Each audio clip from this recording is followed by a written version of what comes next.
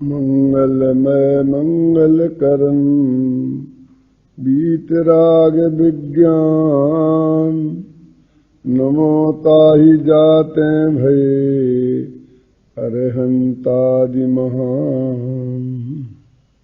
मोक्ष मार्ग प्रकाशक का 6वां अधिकार चल रहा है, उसका अंतिम थोड़ा अंश रह गया है। पेज नंबर 190 पर सबसे नीचे का पैरा है कि तथा जिन मंदिर तो धर्म का ठिकाना है, वहां नाना कुकथा करना, सोना इत्यादि प्रमाद रूप प्रवर्तते हैं तथा वहां बागबाड़ी इत्यादि बनाकर विषय कसाय का पोषण करते हैं तथा लोभी पुरुष को गुरु मानकर दानादिक देते हैं व उनकी असत्य स्तुति करके महंतपना मानते हैं इत्यादि प्रकार से विषय कसायों को तो बढ़ाते हैं और धर्म मानते हैं, परंतु जिन धर्म तो वीतराग भाव स्वरूप है उसमें ऐसी विपरीत प्रवृत्ति काल दोष से ही देखी जाती है। इस प्रकार कुधर्म का सेवन हुआ। इस कुधर्म के सेवन में बहुत सी बातें बताई हुई। अंतिम पॉइंट था कि जैन मंदिर है, जिन मंदिर बनाया है किसी ने तो आत्मा की आराधना के लिए बनाया है। अब धीरे जिन मंदिर तो बनाएंगे तो बड़ा 2-4 एकड़ की जमीन बढ़िया कर लेंगे, तो उसमें बीच में छोटा सा जिन मंदिर बना देंगे और चारों तरफ एकदम बाग बगीचे तालाब इतनी बढ़िया बनाएंगे। जैसे मैं कोई जगह का नाम नहीं लेना चाहता हूं, लेकिन निगाह दौड़ा करके देखना, सारे देश में आप लोग जाते हैं तो, है ना, तो वो कहते हैं कि इससे क्या होगा, फिर वहां बैठ के कुकथाएं करना, यहाँ वहां की भलाई बुराई करना और सोना इत्यादि प्रमाद रूप बाग बगीचे लगाकर आनंद लेना, ये सब विषय कसाय की भोग की सामग्रियां इकट्ठी करते हैं और लोभी पुरुष को गुरु मानकर दान देते हैं, असत्य महंत बनाकर स्तुतियां करते हैं। अब ऐसी प्रवृत्ति देखने में आ रही है कि कोई भी जरा प्रभावशाली बनता है साधु तो फटाफट उसे एक टेकड़ी चाहिए, इसको तीर्थ बनाना है। टेकड़ियों को नए तीर्थ बनाने की होड़ लगी हुई है। पुराने तीर्थों की दुर्दशा जो हो रही है वो तो हो रही है ना, और हरेक को उसमें 25 जगह अपना नाम जुड़ जाएगा, ये कर जाएगा। अब एक कितने वृक्षों को काटो, जमीनों को खोदो, एक साधारण आवश्यकता के लिए 2-4 कमरे बनाना की आवश्यकता हो तो ज्यादा भी बनाना, मान लो जैसे कोई छात्रावास वगैरह बनाए तो अच्छी चीज है, लेकिन वो बस वैसे ही बस तीर्थ के नाम पर और कोई भी चीज बस बना देना। और उसके अब धर्म साधना कितनी होती है, अब जरा विचार करके देखो, जितना आरंभ परिग्रह हुआ है, जितनी हिंसा हुई है और जितनी और वहां पर ये सब चीजें हुई हैं, उसकी अपेक्षा वहां धर्म की आराधना कितनी हो रही। कहीं भी निगाह डाल करके एक देख लो तो ये सारे पंडित जी को कुधर्म की प्रवृत्ति में ले रहे। वो कहते ऐसा नहीं है कि एक क्या है, इसमें क्या है, इसमें क्या है, इसमें क्या है। अब इसमें मिथ्यात्व भाव किस प्रकार होता है, वो कहते हैं तुम्हें क्या ठीक है, वो काम अच्छा नहीं था, लेकिन इसे मिथ्यात्व कैसे हो गया। हर बात में आप मिथ्यात्व से जोड़ रहे हो, तो इसमें मिथ्यात्व कैसे हो गया। तो तत्व श्रद्धान करने में प्रयोजनभूत तो एक यह है कि रागादिक को छोड़ना। सारे तत्व श्रद्धान में देखो आश्रव है, तो आश्रव बंद को हे क्यों कहा, क्योंकि वो रागादि भाव रूप है, इसलिए हे कहा। संबंध निद्रा और मोक्ष को उपादेय क्यों कहा, क्योंकि वो वीतराग भाव रूप है, इसलिए उपादेय कहा। तो एक ही बात होगी ना, रागादिक को छोड़ना ये मूल प्रयोजन रहा धर्म की आराधना में। अब इसी भाव का नाम धर्म है। यदि रागादिक भावों को बढ़ाकर धर्म माने तो वहां तत्व श्रद्धान कैसे रहा। देखो कैसे घटित किया उन्होंने, वहां तत्व श्रद्धान कैसे रहा। अब कहीं भी कोई भी टेकड़ी को तीर्थ बना दिया। अब मैं आपसे पूछता हूं कि यदि वो नहीं था तो क्या जैन धर्म की हानि हो रही थी। और वो हो गया तो क्या जैन धर्म की बढ़ोतरी हो गई? एक जैनी बढ़ गया, एक जैनी के बच्चे के मुंह में नमोकार मंत्र पहुंच गया, क्या क्या हुआ? मतलब उससे किस चीज की बढ़ोतरी हो गई? जिसको अपन तरक्की मान के बैठ जाए मान लो, तो उसमें से किस चीज की बढ़ोतरी हो गई? जैसे मान लीजिए कि अभी ये खोल रहे हैं, पठन पाठन के काम हो रहे हैं, तो ठीक है, अभी जिनवाणी बच्चों के कंठ में जा रही है, शास्त्र हैं तो गांव गांव में पहुंच रहे हैं, स्वाध्याय हो रहे हैं, शिविर लग रहे हैं, मतलब ये तो अपन समझे इसमें थोड़ा सा वो भी हो गए, जो भी आरंभ परिग्रह, तो वो समझ में आता है। लेकिन इससे क्या तरक्की हो रही है?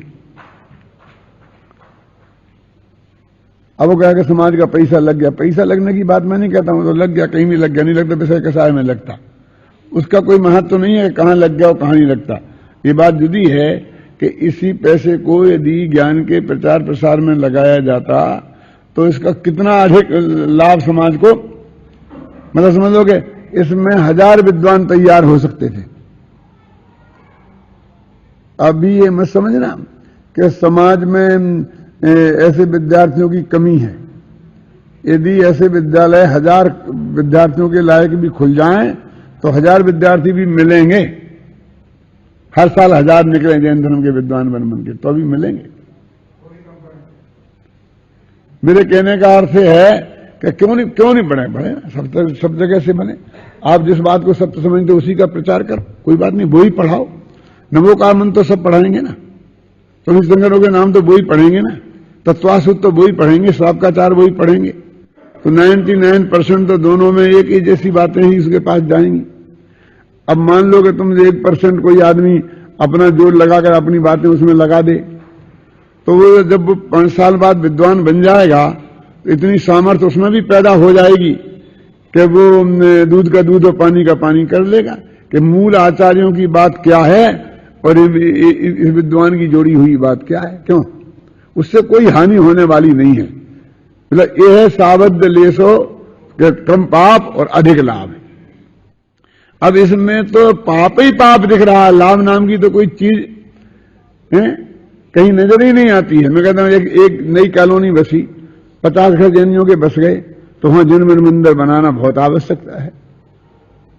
अब ये है साबद्ध लेसो बहु धर्म राशि, सैकड़ों लोगों को वहां रोजाना देव दर्शन की सुविधा हो जाएगी, भगवान की पूजा भक्ति करने की स्वाध्याय हो जाएगी, स्वाध्याय की सुविधा हो जाएगी, वहां बच्चे नमोकार मंत्र से बैठ के पढ़ सकेंगे, इसकी सुविधा हो जाएगी। बहुत बढ़िया काम है, करना चाहिए, कौन मना करता उसके लिए, है ना। मतलब मेरे कहने का अर्थ है कि जो आवश्यक चीजें हैं उनमें कौन निषेध करता है। हमारे पुराने तीर्थ हैं, मंदिर हैं, उनकी सुरक्षा होनी चाहिए, अवश्य होनी चाहिए। जहां से भगवान सिद्ध शिला को गए हैं, अब जहां कुछ ही नहीं है, जिन कोई इतिहास नहीं, जहां कोई मतलब कोई प्रयोजन नहीं, आवश्यक नहीं, और टेकरी पे कोई बगल में भी रहता होगा तो रोजी दर्शन करने जाने वाला भी नहीं है, उसके लिए नीचे दर्शन मंदिर अलग बनाना पड़ेगा। 1-2 किलोमीटर चढ़ना पड़े पहाड़ी को, तो कौन जाएगा दर्शन करने, बोलो। उसकी तो व्यवस्था ही करनी पड़ेगी। वो तो समाज के लिए लायबिलिटीज ही है, और उसमें कितना आरंभ परिग्रह हुआ है, अरे ये सब बातें आप जानते ही हैं।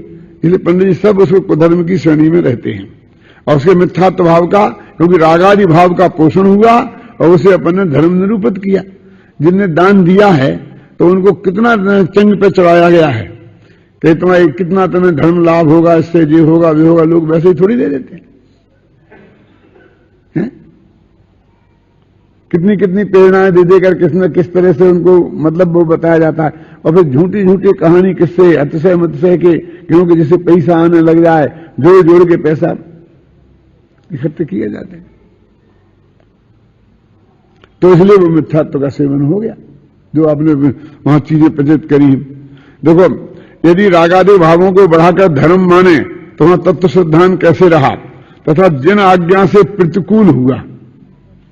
रागादि भाव तो पाप हैं, उन्हें धर्म माना सो ये झूठा सिद्धांत हुआ, इसलिए कुधर्म के सेवन से मिथ्यात्व भाव है। रागादि भाव पुण्य है, कहां लगा, रागादि भाव पाप है, लगा ना, मूल उसमें है।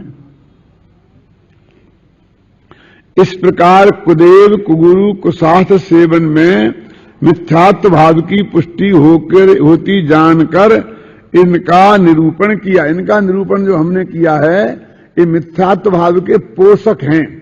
पोषक हैं इसलिए गीत मिथ्यात्व हैं, क्योंकि पोषे चिर दर्शन मोह एव, ये गीत मिथ्यात्व की परिभाषा है। उसको पोषण प्रदान किया ना उसने मिथ्यात्व को, इसलिए ये गीत मिथ्यात्व है। यही छठ पाहुड़ में कहा है, देखो, यदि लज्जा से, भय से या बड़ाई से भी कुत्सित देव को, कुत्सित धर्म को व कुत्सित लिंग को बंधता है तो मिथ्या दृष्टि होता है। इसलिए जो मिथ्यात्व का त्याग करना चाहें, देखो अब ये अंतिम उनका आदेश कहो, उपदेश कहो, प्रेरणा कहो, वो पंडित जी कह रहे हैं। इसलिए जो मिथ्यात्व का त्याग करना चाहें वह पहले कुदेव, कुगुरु और कुधर्म का त्यागी हो, तब बाद में बात आगे बढ़ेगी। बहुत से लोग कहते इससे क्या फर्क पड़ता है साहब, हम तुम्हारे तत्व सिद्धांत सही कर लें, अपने आत्मा को जान लें और आत्मा का अनुभव कर लें, और हम किसको गुरु मानते हैं, किसको देव मानते हैं, इससे क्या फर्क पड़ता है? ऐसा नहीं फर्क पड़ता है। देखो ना, सम्यक्त के 25 मलों के त्याग में, अमूढ़ दृष्टि में, बस षड अनायतन में इन्हीं का त्याग कराया है। इसलिए इनका त्याग अवश्य करना तथा कुबेदादिक के सेवन से जो मिथ्यात्व भाव होता है सो वह हिंसादिक पापों से बड़ा पाप है। वो कहते हैं क्या पाप है, ना हिंसा बोले, ना झूठ बोले, ना चोरी हुई, ना कुछ ना हुई, इसमें क्या पाप हो गया? इसके फल से निगोद नरकादि पर्यायें पाई जाती हैं। वो कल बोला ते होंति लल्लू मूंगा, कल बोला था ना, वही है।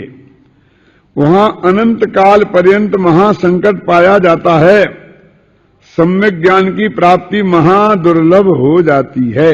इसका इतना स्पष्ट हानि है, इसलिए निषेध कर रहे। पंडित जी कहते हैं यदि ऐसे खतरा नहीं होता तो हम इस झंझट में पड़ते ही नहीं, क्योंकि इसका प्रतिपादन भी तो आजकल खतरे से खाली नहीं है ना। लेकिन इसका प्रतिपादन नहीं करना में अनंत काल का खतरा है, और प्रतिपादन करने में एक भव का खतरा है। अब आज तो ऐसा जमाना नहीं है, टोडरमल जी जैसा जमाना, क्या तो जीवन विवन का खतरा तो नहीं है, तो भी थोड़ी उपद्रव का खतरा है, बस खत्म। हम समझ रहे हैं ना।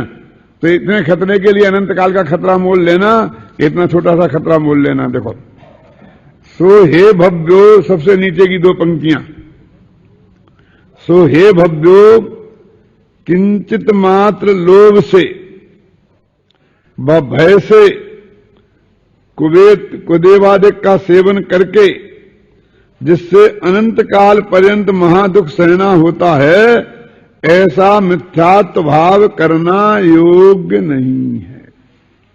जिन धर्म में तो यह आमनाय है। जो क्या आमनाय है जैन धर्म की, बोलते हैं ना 13 पंथ आमनाय, 20 पंथ आमनाय, कुंद कुंद आमनाय। तो क्या आमनाय है कि सबसे बड़ा पाप छुड़ाकर फिर छोटा पाप छुड़ाया जाता है। पहले बड़ा पाप छोड़ो, फिर छोटा पाप छोड़ो। इसलिए इस मिथ्यात्व को सप्त व्यसनादिक से भी बड़ा पाप जानकर पहले छुड़ाया है। ये समझ लो ना, 7 व्यसन का सेवन, 7 व्यसन जानते हैं, मांस खाना, मतलब ये सब चीजें आ गई, इनसे भी बड़ा पाप है।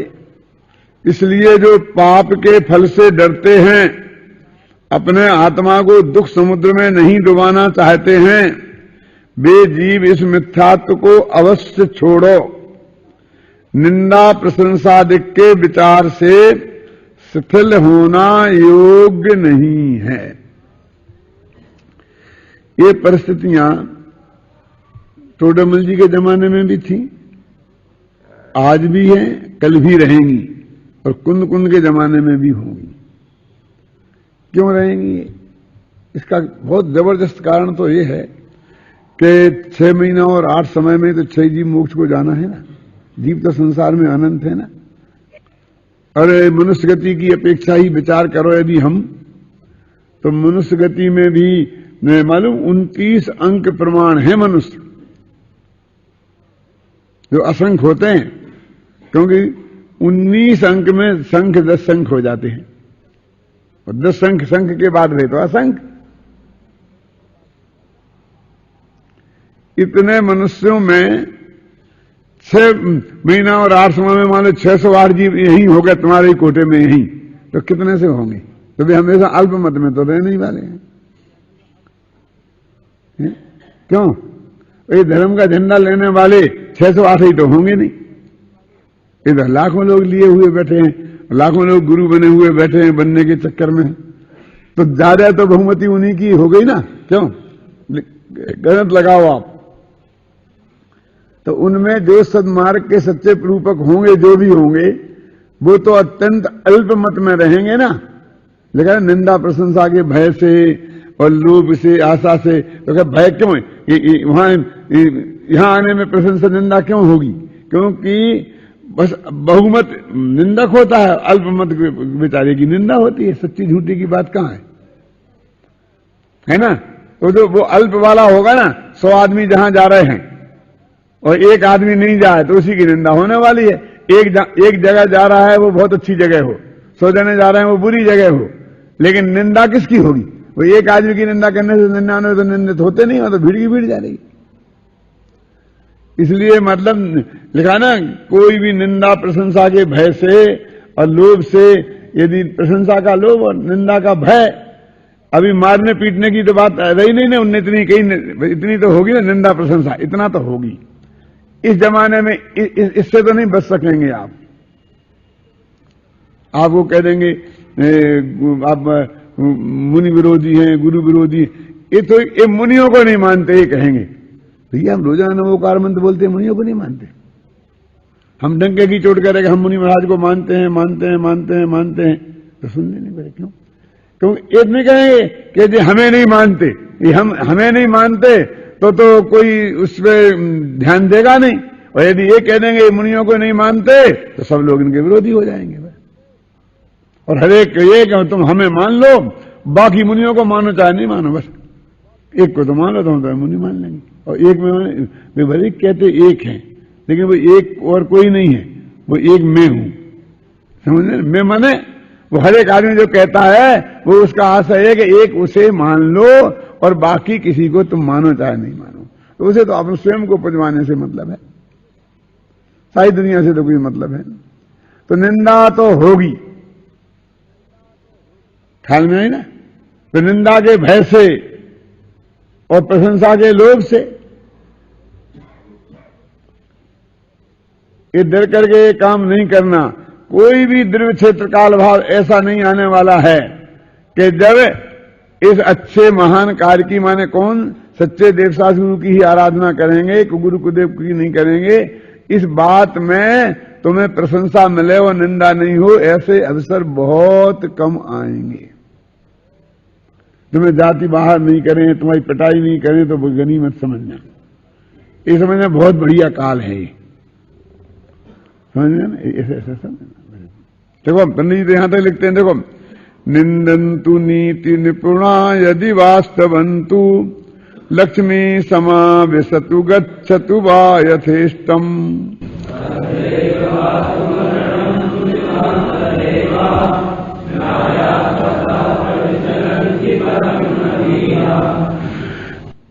न्यायात पदा धीरा पदम न प्रचलंती। धीर वीर जो हैं वो न्याय के रास्ते से एक कदम भी यहां वहां नहीं हटते हैं। चाहे लोग उनकी निंदा करो अथवा स्तवंतु, अथवा कोई प्रशंसा करो। लक्ष्मी समाविशतु, लक्ष्मी आवे, अथवा गच्छतु, चली जावे, यथेष्टम, जहां जाना हो जहां चली जाए। अद्दैव मरणम वस्तु, आज ही मरण हो जाए और युगांतर तक, बहुत काल, लंबे काल तक जीना पड़े, कैसी भी परिस्थितियां बन जाए, लेकिन सज्जन लोग तो, नीति में निपुण लोग तो न्याय पथ से एक कदम भी यहां वहां हटते नहीं हैं। ये पंडित जी याद दिलाते हैं। ऐसा न्याय विचार कर निंदा प्रसंदादिक के भय से और लोभाधिक से अन्याय रूप मिथ्यात्व की प्रवृत्ति करना युक्त नहीं है। अहो देव गुरु धर्म तो सर्वोत्कृष्ट पदार्थ हैं, इनके आधार से धर्म है। देखो ये लाइन क्या बताती है? जो लोग कहते हैं क्यों ये झगड़े की बात है, इसकी चर्चा ही तुम क्यों करते हो, उसकी बात ही बिल्कुल बंद कर दो। तो वो कहते हैं ना कि देव गुरु धर्म तो सर्वोत्कृष्ट पदार्थ हैं और इनके आधार से तो धर्म है, तो इनकी को छोड़ देना, अब तो धर्म को छोड़ देना है। इसकी चर्चा नहीं करें तो उनका सत्य स्वरूप नहीं समझें तो धर्म ही नहीं रहेगा ना। इनमें शिथिलता रखने से अन्य धर्म किस प्रकार होगा? इसलिए बहुत कहने से क्या, सर्वथा प्रकार से कुदेव कुगुरु कुधर्म का त्यागी होना योग्य है। कुदेवादिक का त्याग न करने से मिथ्यात्व भाव बहुत पुष्ट होता है और वर्तमान में यहां इनकी प्रवृत्ति विशेष पाई जाती है। थोड़ा जी के जमाने में भी बहुत पाई जाती थी और आज तो उससे ज्यादा बड़ी है, कोई घटी तो है नहीं। इसलिए इनका निषेध रूप निरूपण किया, इसलिए निरूपण किया। उसे जानकर मिथ्यात्व भाव छोड़कर अपना कल्याण करो, ये हमारा उद्देश्य है और कोई उद्देश्य नहीं है। ये टोडरमल जी कहते हैं हमने जो थोड़ा देव गुरु शास्त्र की बात करी वो इसलिए की। देखो सम्यक दर्शन की परिभाषा में 4 चीजें मुख्य हैं। अपन सर्वोदय तीर्थ वाली किताब है ना, उसमें वो बात लिखी है। 4 चीजें उसमें जो सर्वोदय तीर्थ वाला अंश है उसमें डाली हैं कि 4 चीजें कौन कौन? सच्चे देवशास्त्र गुरु की श्रद्धा को सम्यक दर्शन कहते हैं आचार्य समंत भद्र। तत्वार्थों की श्रद्धा को सम्यक दर्शन कहते हैं उमा स्वामी। आत्मा की श्रद्धा को सम्यक दर्शन कहते हैं ये समय सार अथवा आत्मख्याति प्रसासिद्धि उपाय है ना। और भेद विज्ञान से हाँ सुपर भेद विज्ञान। तो इस तरह से 4 चीजें ली। तो उन 4 चीजों में देवशास्त्र गुरु वाली बात सबसे मुख्य है, पहले नंबर पे ली, क्योंकि गीत मिथ्या से संबंध रखती है वो। इसलिए यदि इसके बारे में सही निर्णय नहीं हुआ तो एक घड़ा यदि औंधा रखा गया तो उसके ऊपर सारे घड़े औंधे ही औंधे रखे जाने वाले हैं। मान लो हमने गुरु का निर्णय गलत कर लिया और जो आदमी सही तत्व ज्ञान को नहीं जानता है उसे हमने गुरु स्वीकार कर लिया, चाहे श्रद्धा से किया, चाहे भय से किया, चाहे लोभ से किया, चाहे कैसे ही किया सोनलाल जी। तो अब जब हमने अब वो जो गुरु बताएगा वो ही तो करेंगे, क्यों? तो गलत गुरु को चुन लिया तो वो जो गलत ही बात बताने वाला है तो सारी बातें गलती गलती होने वाली हैं। फिर वो आत्मा भी गलत, तो तत्वार्थ सिद्धांत भी, तत्वार्थ भी गलत, तो सब चीजें गलती गलती होने वाली है ना। इसलिए ये सबसे पहला है और सबसे ज्यादा महत्वपूर्ण है और सबसे ज्यादा डेंजरस है। क्यों है सबसे ज्यादा खतरनाक? क्यों है कि देव तो जैसे अपन अनंत भगवान को कहते हैं, आदिनाथ से महावीर से सबको मोक्ष चले, कोई यहां है नहीं। जिन्हें हम कुदेव कहते हैं वे भी यहां कहां हैं, कहां दिखाई देते हैं? टोडरमल जी ने लिखा था बहुत तो काल्पनिक ही है, उनकी तो मूर्तियां बना बना के हमने बैठा दी हैं, चाहे वो देव हो चाहे कुदेव हो। वो वास्तव में ऐसे हाड़ मास के पिंड रूप सामने कहीं दिखाई नहीं देते हैं जो सीधा तुम पर आक्रमण करें। और शास्त्र भी आकर तुम्हारे गले में बनते नहीं है जबरदस्ती। ये कान 2 प्रकार के होते हैं ना, एक एक्टिव एक अनएक्टिव होते कि नहीं होते? कि एक तो निमित्त 2 प्रकार के होते हैं ना, प्रेरक। तो किताब तो प्रेरक में उदासीन निमित्त है, तुम पढ़ो तो तुम्हें सहयोग कर देगी, नहीं पढ़ोगे तो नहीं करेगी। वो डंडा लेके तुम्हें पढ़ाएगी नहीं।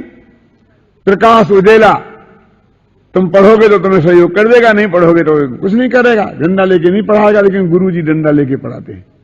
तो देव शास्त्र गुरु में देव और शास्त्र, शास्त्र तो किताब जैसे हैं ही, गुरु जी देव भी प्रकाश जैसे हैं।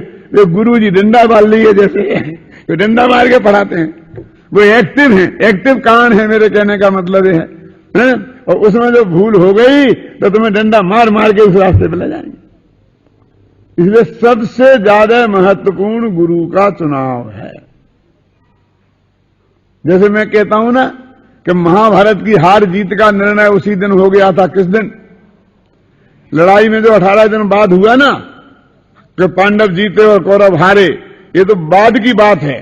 लेकिन जिस दिन श्री कृष्ण के पास दुर्योधन और अर्जुन दोनों जने पहुंचे अपना युद्ध में सहयोग देने के लिए मांगने के, और दुर्योधन ने सारी सेना मांग ली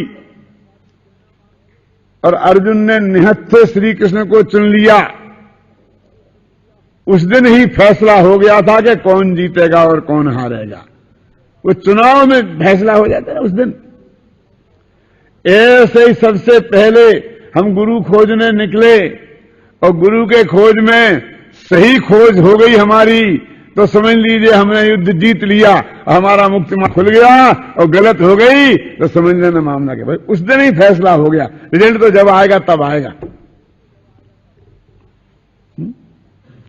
ये जो वकील होते हैं ना, वकील, तो जैसे किसी ने अपन पर दावा किया तो उसका जवाब दावा, तो वो असली लड़ाई तो दावा और जवाब दावे पे ही होती है। इतना आप जानते होंगे शायद कि जो हमने दावा किया उसने जवाब दावा दे दिया, फिर उस पर गवाह सफाए होंगे सबसे छोटी अदालत में। फिर वो केस बन जाए, जो भी फैसला हो जाए, फिर जब आप हाई कोर्ट में अपील करने जाएंगे तो ना तो वहां पर दावा होगा, ना जवाब दावा होगा, ना कोई गवाह होगा, ना सफाई होगा। वहां तो सिर्फ कानूनी लड़ाई है हाई कोर्ट में और सुप्रीम कोर्ट में। कानून की गलत व्याख्या हो गई हो तो उसे सुधारा जाएगा।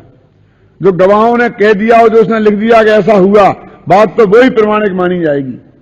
इसलिए असली जीत और हार तो जवाब दावा और दावा लिखने में होती है। जिसने होशियार वकील कर लिया और उसने दावा में सही लैंग्वेज लिख दी कि जवाब दावा में सही लैंग्वेज लिखी गई, क्योंकि सारा बेस, सारी लड़ाई का बेस वो ही बनने वाला है।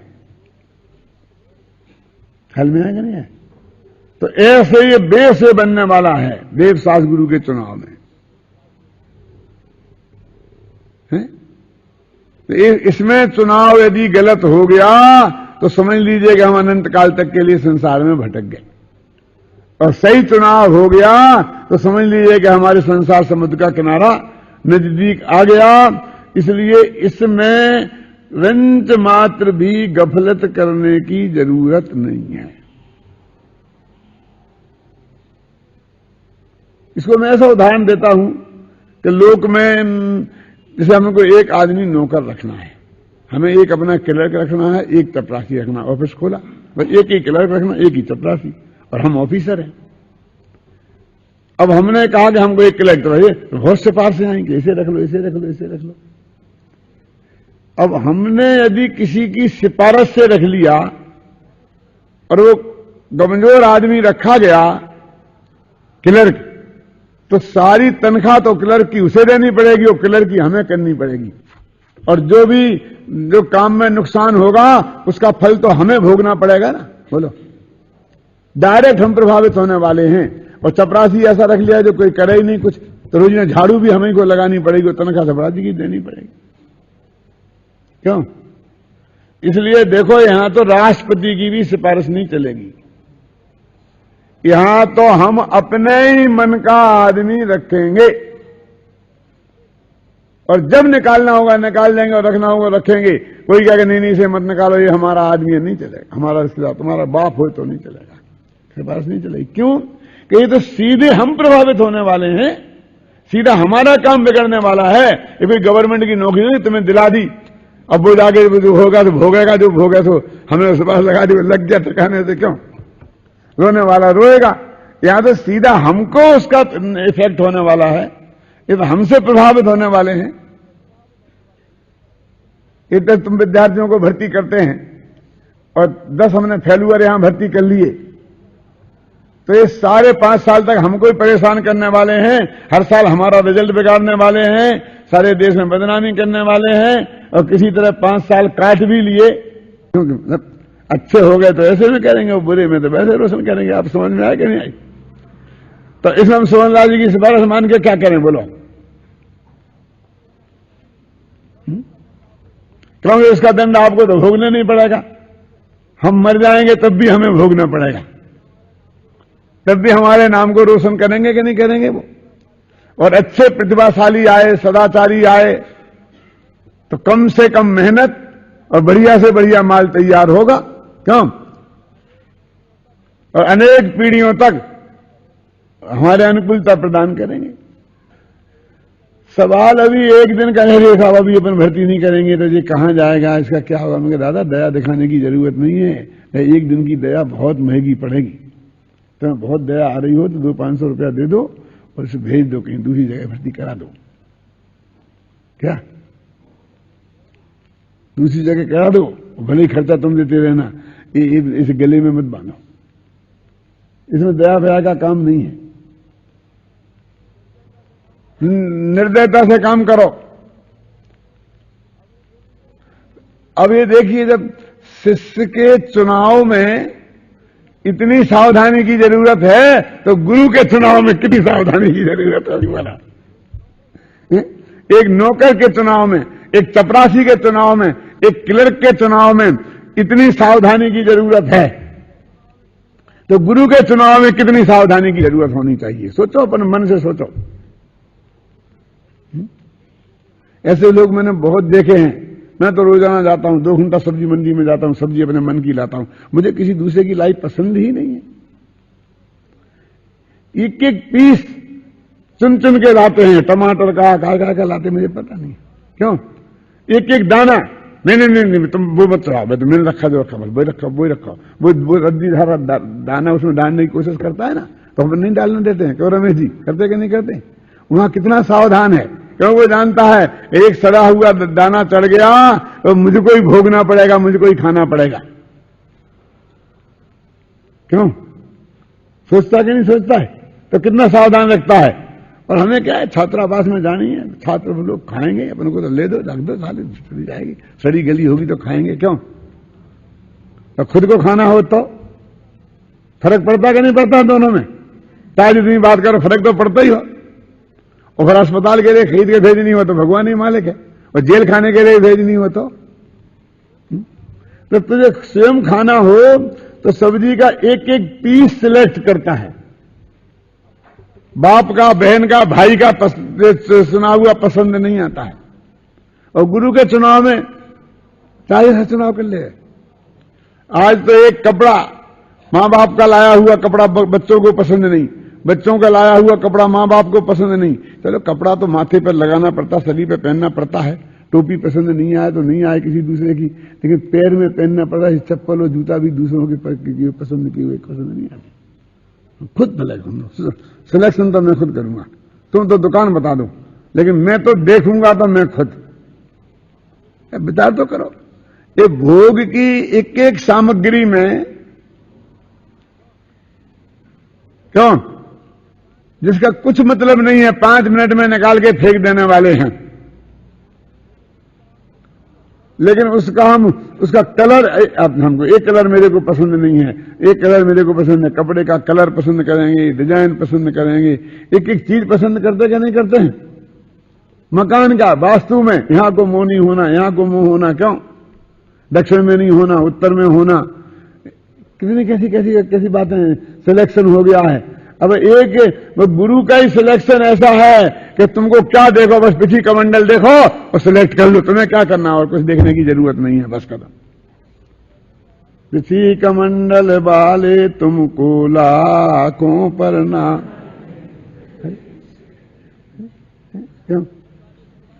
ज्ञान दर्शन वाले की तो बात ही खत्म हो गई, आत्मा के अनुभव वाले की तो बात ही खत्म हो गई।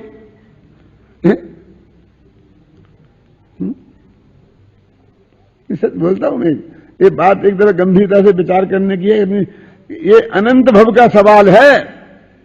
लड़का लड़की को, पति पत्नी को चुनते हैं ना, तो मेरे सारे जीवन का सवाल है, सारे जीवन का सवाल है। लेकिन गुरु के चुनाव में तो अनंत भवों का सवाल है, समझ लेना। और इसके चुनाव में हमें किसी को कुछ अधिकारी नहीं देना चाहते हैं। हम भी नहीं सुनना चाहते हैं, उसमें क्या देखना, उसमें क्या देखना, उसमें क्या देखना, बस खत्म। ये पंडित जी यहां पर बहुत सावधानी पूर्वक कहते हैं। इस तरह उन्होंने लिखा ना, देखो, अहो देवगुरु धर्म तो सर्वोत्कृष्ट पदार्थ हैं, इनके आधार से धर्म है, इनमें शिथिलता रखने से अन्य धर्म किस प्रकार होगा, इसलिए बहुत कहने से क्या, सर्वथा प्रकार से कुदेव कुगुरु और कुधर्म का त्यागी होना योग्य है। कुदेवादिक का त्याग न करने से मिथ्यात्व भाव बहुत पुष्ट होता है और वर्तमान में यहां इनकी प्रवृत्ति विशेष पाई जाती है। इसलिए इनका निषेध रूप निरूपण किया। हमने जो इनका निषेध रूप निरूपण किया, टोडामल जी कहते हैं, इतना खतरा समझ के, अनंत भव का खतरा है, इसलिए हमने इतनी बात की है। उसे जानकर मिथ्यात्व भाव छोड़कर अपना कल्याण करो। अब ये अपना 7वां अध्याय शुरू होता है। इस 7वां अध्याय, ये भी दिगंबर जैनों की बात तो चल ही रही है, लेकिन दिगंबर जैनों में भी जो स्वाध्यायी हैं, पंडित हैं, और वो भी बारीक गलतियां कैसी करते हैं। स्थूल गलतियों की बात, ये तो स्थूल गलती में है, ये देवसास गुरु के स्वरूप की बात तो स्थूल गलती में है, बहुत मोटी गलती है। अब कहते सूक्ष्म गलतियों की बात करते हैं। देखो, इस भव तरु का मूल के जानहु मिथ्या भाव,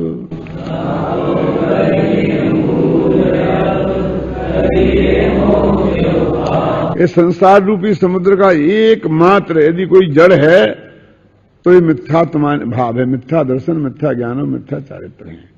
इसलिए इनको निर्मूल कर दो, जड़ से उखाड़ दो और मुक्ति का उपाय करो, है ना।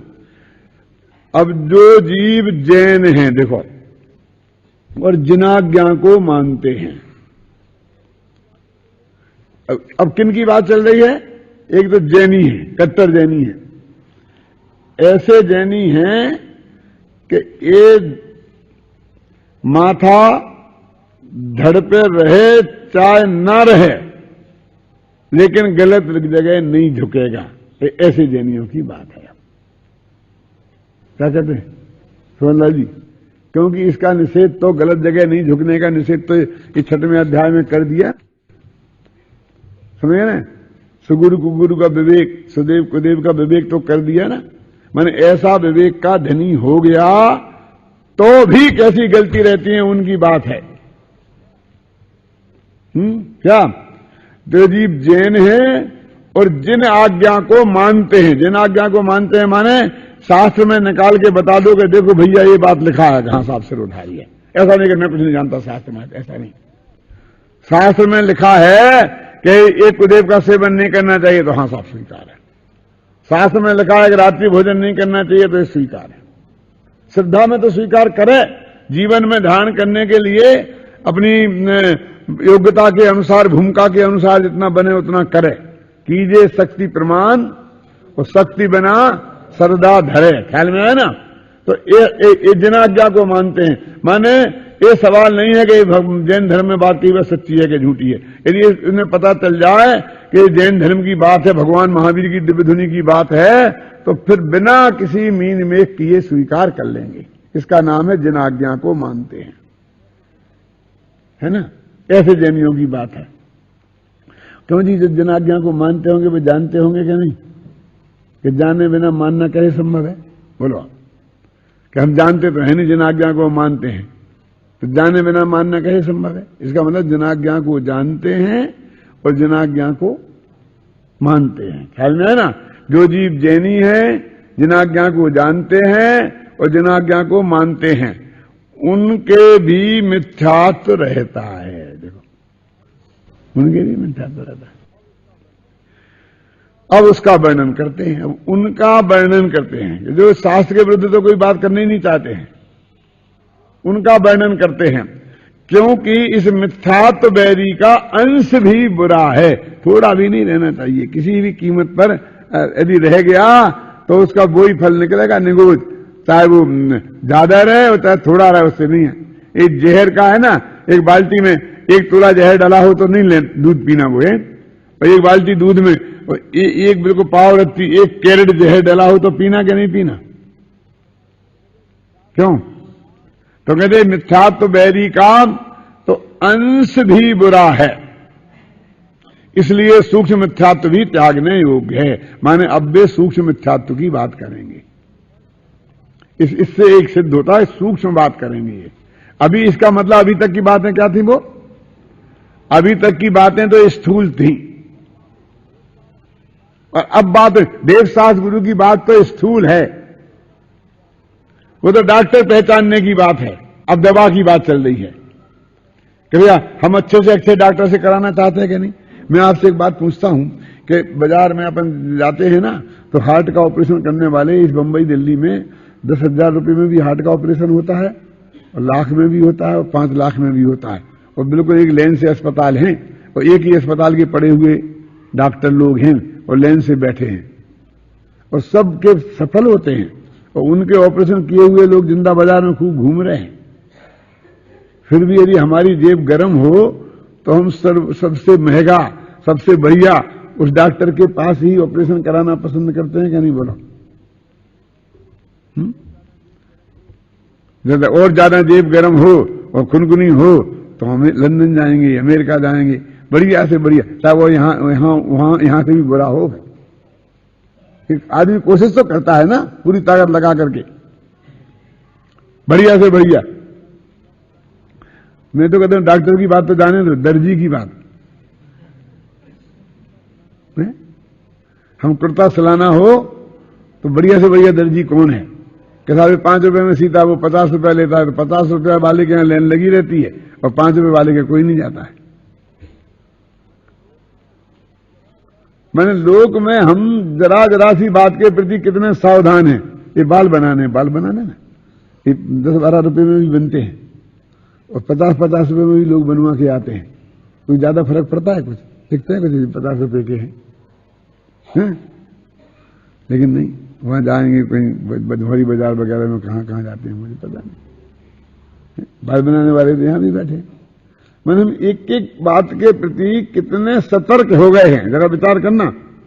और 100 गुना 5 गुना खर्च करने को तैयार हैं। वो चाय पीते हैं ना, वो 2 रुपए का कप भी आता है, 1 रुपए का कप भी आता है, 15 रुपए का, 20 रुपए का भी वही कप चाय वैसी होती है। क्यों? लेकिन वो उस होटल में जाके 5 स्टार के 20 रुपए की चाय पीते हैं। क्यों? कि हमको अच्छी से अच्छी चीज चाहिए। लोक में हम कहीं भी भोग में कंप्रोमाइज नहीं करते।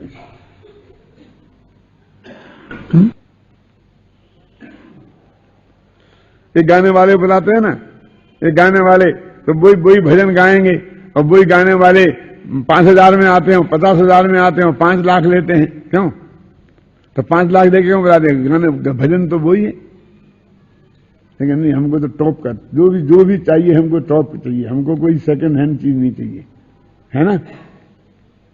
तो यहां ये कहते हैं कि देखो भाई, धर्म के संदर्भ में भी ऐसी बात हमको होनी चाहिए ना, कि अंश भी जिसमें खराबी नहीं हो, बिल्कुल फिट हो, जो 100% सही हो, वो बात। तो पंडित जी कहते हैं वो सूक्ष्म बारीक गलतियां कहां रह जाती हैं, उन सब की हम बात करते हैं। देखो वही रिपीट होगा, फिर देवशास्त्र गुरु आएंगे, देवशास्त्र गुरु आएंगे, फिर वही 7 तत्व आएंगे। अभी जो 4थे अध्याय में निकले, 5वें 6वें में निकले, फिर 7वें में वही आएंगे। लेकिन फर्क क्या पड़ेगा कि वहां स्थूल गलतियां थी, और धीरे धीरे यहां सूक्ष्म गलती पकड़ी जाएगी। वहां मोटी मोटी गलतियां थी, और यहां बारीक गलती जिसकी आप कल्पना नहीं करते हैं, उस गलती को देखो। अब आगे क्या लिखते हैं? वहां जनागम में निश्चय व्यवहार रूप वर्णन है लिखा। कितना सारे जनागम में निश्चय व्यवहार रूप वर्णन है। अब निश्चय व्यवहार नय को नहीं जानो तो हम जनागम का मर्म समझ ही नहीं सकते हैं। अब आज हमारे बड़े बड़े विद्वान मुमुक्षुओं में भी ऐसे कहने वाले मिल गए हैं कि नयों की जरूरत ही नहीं है, नयों के चक्कर में मत उलझो। है ना ऐसे लोग कहने वाले में? बोलो, अभी जो टोडे मुझे ने लिखा कि नहीं लिखा कि सारा वचन जो है वो जैनियों में सारा वचन जो है वो निश्चय व्यवहार रूप वर्णन है। और नए चक्र में तो वो लिखा है, जिनवाणी में एक वाक्य ऐसा नहीं है जो नयों के बिना कहा गया हो।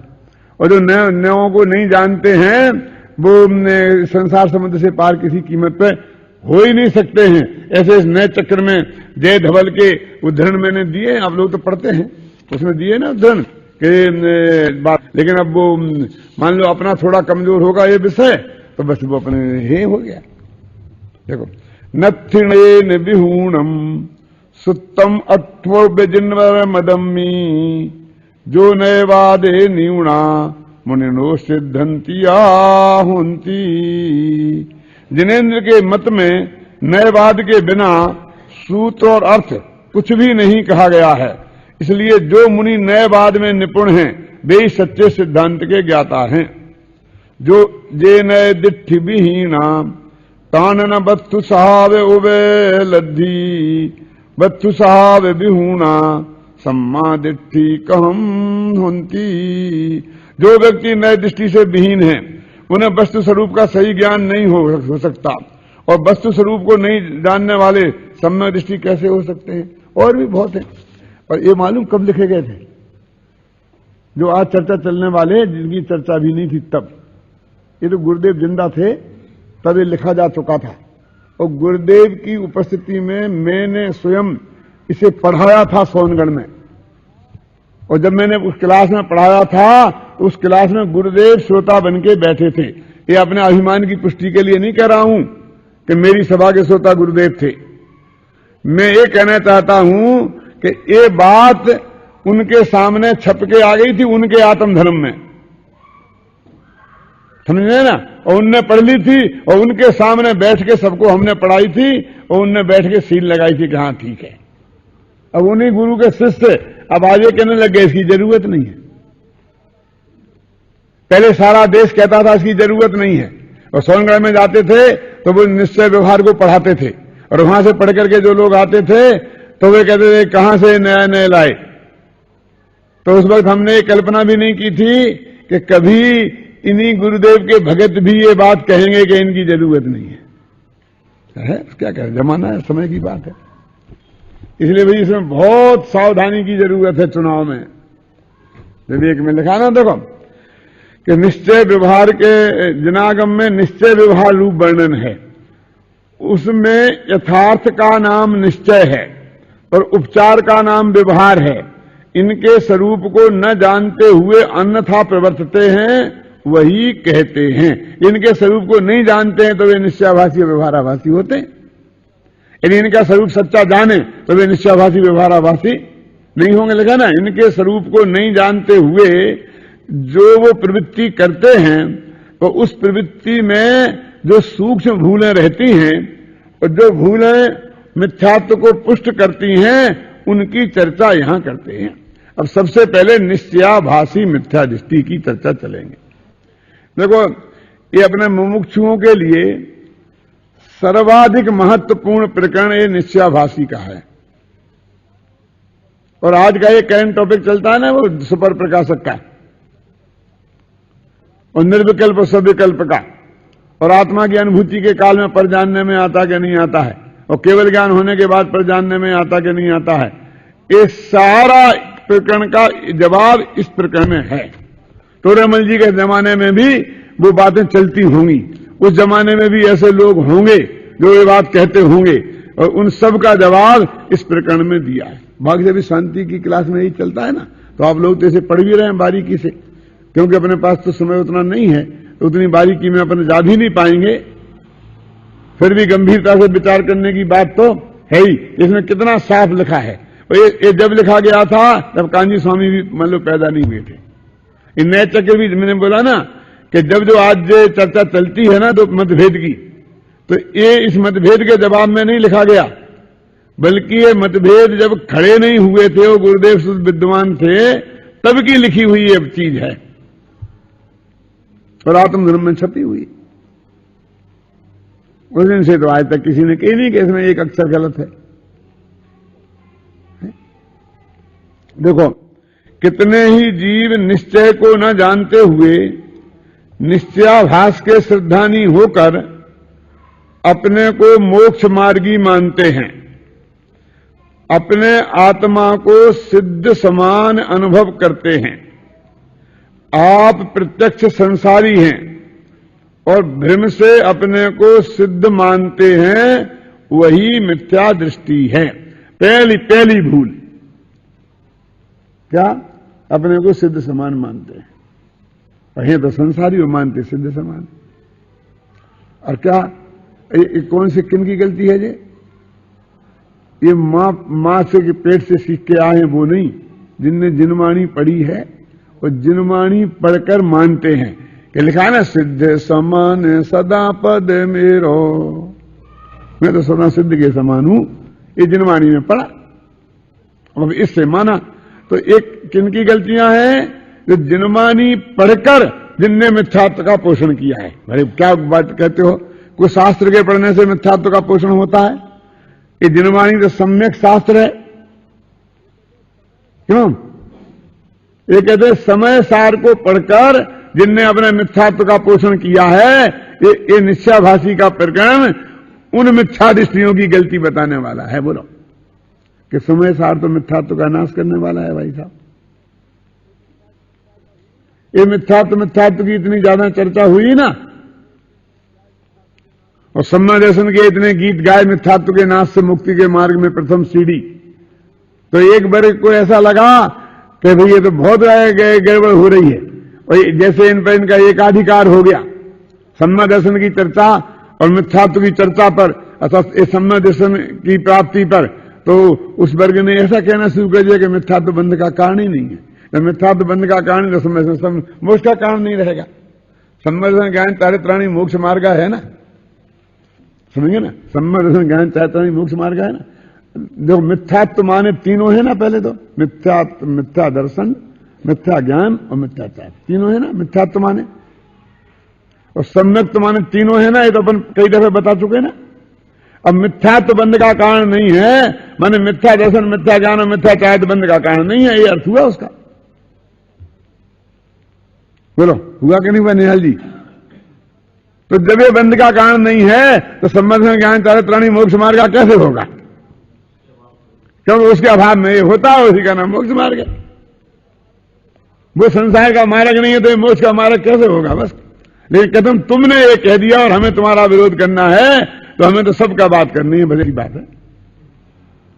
ऐसे ये है कि चौथे गुणस्थान में सम्मान से आत्मा के अनुभव ही नहीं होता, सम्मर्शन ही नहीं होता। अरे छायक सम्मर्शन होता क्या? होता है। अब दर्शन मोहिनी का नाश हो गया, अनंतानबंदी चली गई, और तब भी वो सच्चा सम्मा दर्शन नहीं होगा, तो फिर वो कौन सा होगा सच्चा दर्शन? तब भी आत्मा की अनुभूति नहीं होगी, और वो आत्मा को नहीं जानेगा और साक्षात नहीं देखा है, और उसके बिना सम्मा दर्शन हो गया। वो तो सातवें गुणस्थान में होता है। क्यों? क्योंकि ये तो हम मानते हैं कि हम नग्न दिगंबर दशा में ही मुनि दशा होती है, सातवां गुणस्थान होता है। तो ये तो कहते हम तो असंयमी हैं, हम तो असंयम सम्मा दृष्टि है, ये कहते थे कांजी स्वामी, हम तो चौथे गुणस्थान वाले हैं, असंयम सम्मा दृष्टि है। और भी हम तुम भी कोई दावा करेंगे तो यही करेंगे बहुत से बहुत। तो यदि न रहे बांस न बजे बांसुरी, यदि ये सिद्ध हो जाए कि चौथे गुणस्थान में आत्मानुभूति शुद्धोपयोग सम्मर्शन होता ही नहीं है, तो ये मिथ्या दृष्टि सिद्ध हो जाए, बस खत्म, झगड़ा खत्म। हमारी एक फूटे तो फूटे, लेकिन तुम्हारी दोनों फूट जाए तो झगड़ा खत्म। क्यों? चौथे पंचम गुणस्थान में देश संयम होता है, अब वहां भी नहीं होती आत्मानुभूति, असंयम में नहीं होती, देश संयम में नहीं होती, समझे? छठवें में सकल संयम हो गया, तीन कषाय का अभाव हो गया, और वहां आत्मानुभूति होती नहीं, तो तीन कषाय का अभाव आत्मानुभूति के भी नहीं हो गया। देखा ना, वो आत्मानुभूति तो सातवें गुण स्थान में जाके होगी, तो उसके पहले तीन कषायों का अभाव हो जाएगा कि नहीं? मिथ्यात्व का, अनंतानबंदी का, अप्रत्याख्यानावरण का, प्रत्याख्यानावरण का, बोलो हो जाएगी कि नहीं हो जाएगी? और नग्न दिगंबर दशा हो जाएगी। अभी आत्मा अंदर में देखा ही नहीं कैसा है, अब बाद में देखेंगे जाकर के उधर। यदि कोई बात ऐसी कहे कि भाई पहले के जमाने में लड़का लड़की को आपस में देखे बिना सगाई हो जाती थी, तो हम मान लें। फिर तो कहे देखे बिना शादी हो जाती थी, तो कैसे नहीं? बोलो फिर मान? शादी में तो 7 फेरे पड़ते होंगे, हथलेवा होता था, है ना, तो देखते ही होंगे। नहीं वो घूंघट मूंघट डाले तो देखते नहीं। अरे हमारे यहाँ तो ऐसा नेग होता था, तुम्हारे यहां होता था कि हमें पता नहीं, कि वो लड़का लड़की होते थे ना, तो सारे पंच बैठे रहते थे, वे दोनों पलंग पे आमने सामने बैठा दिया जाता था और उन दोनों के ऊपर एक चद्दर डाल दिया जाता था, उनको पर्दा कर दिया जाता था। वो क्या था कि फेरे पड़ने के पहले ये शिकायत नहीं रहे कि हमने देखा नहीं है, तुम अच्छी तरह से देख लो, क्योंकि सबके सामने शर्म के मारे नंगा उठा के देख नहीं सकते, इसलिए उनके पर्दा डाला जाता था। हमारे पास डाला गया था, तुम्हारा डाला गया था, नहीं डाला गया था, हमें पता नहीं।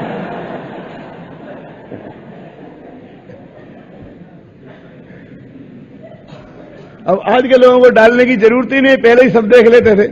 हम तो उन लोगों में से है ना कि सगाई होने के पहले, बारात ले जाने के पहले तक हमने देखा ही नहीं था, तो हमारे लिए तो जरूरी था ना।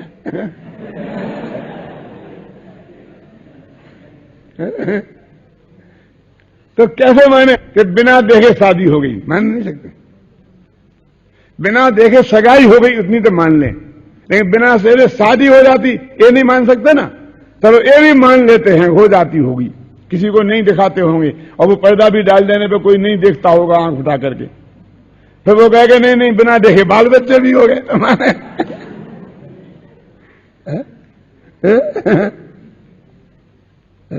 ये मानने लायक बात है? नहीं है ना मानने लायक बात। तो ऐसे ही चौथा गुरुस्थान, 5वां और छठवां भी, वो भी आत्मा को देखे बिना, आत्मा का अनुभव के बिना कैसे गले उतरे बोलो। और ऐसे कोई माने कि हमारे विरोध है, क्या किसका विरोध, कहां का विरोध है, ये तो जिनवाणी का सहज प्रतिपादन है। इसलिए तो कहते हैं भाई कि गुरु का निर्णय करना भी बहुत जरूरी है। शांति सुधा बरसाए जिनवाणी, शांति सुधा बरसाए जिनवाणी, वस्तु स्वरूप बताए जिनवाणी, वस्तु स्वरूप बताए जिनवाणी, पूरा पर सब दोष रहित है, पाप क्रिया से शून्य शोध है, परमागम कहलाए जिनवाणी, शांति सुधा बरसाए जिनवाणी, परमागम भाग्यों को अर्पण, मुक्ति बधू के मुख का दर्पण, भव सागर से ताए जिनवाणी,